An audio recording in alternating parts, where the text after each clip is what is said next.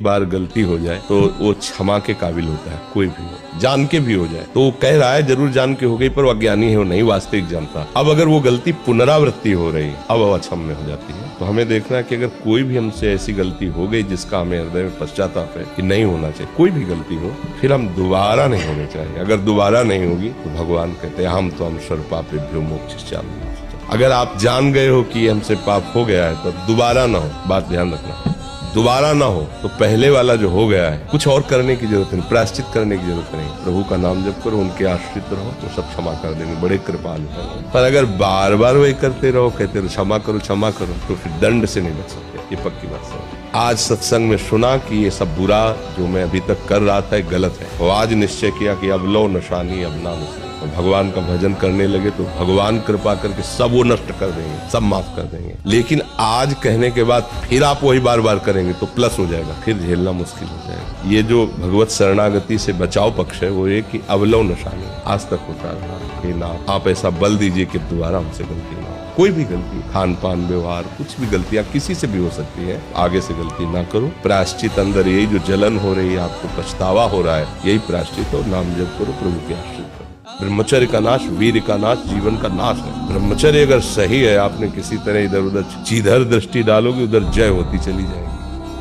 आजकल के बच्चे नौजवान इसको मनोरंजन समझते हैं और उनको सलाह भी ऐसी मिलती है, तो इधर सांसारिक प्रोत्साहन देने वाले वो आपको सलाह देंगे। हमें तो अंग्रेजी को शब्द नहीं याद है,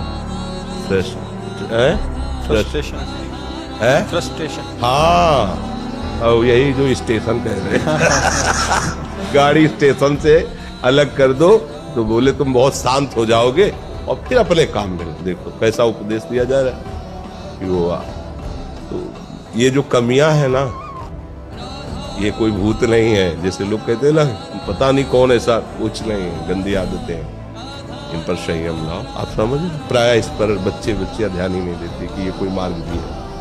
और परिणाम क्या होता है कि फिर वो संसार में जिसे डिप्रेशन कहते हैं, मानसिक रोग से ग्रसित हो जाते हैं, क्योंकि इसका परिणाम यही है, या तो आपको प्रमाद और आलस्य युक्त होकर समाज से अलग पड़ा रहना पड़ेगा, और या फिर आखिरी हत्या कर ले, ऐसी सलाह आपका मन देगा, ऐसी स्थिति में पहुंचा देगा। इसलिए हमें लगता है जब तक ब्याह ना हो तब तक ब्रह्मचर्य से रहो, ब्याह भी हो जाए तो संयम से रहे।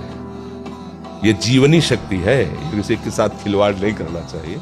अगर इस जन्म में 10 मिनट भी मन लगने लगा है तो आपने बहुत बड़ी मंजिल हासिल कर ली।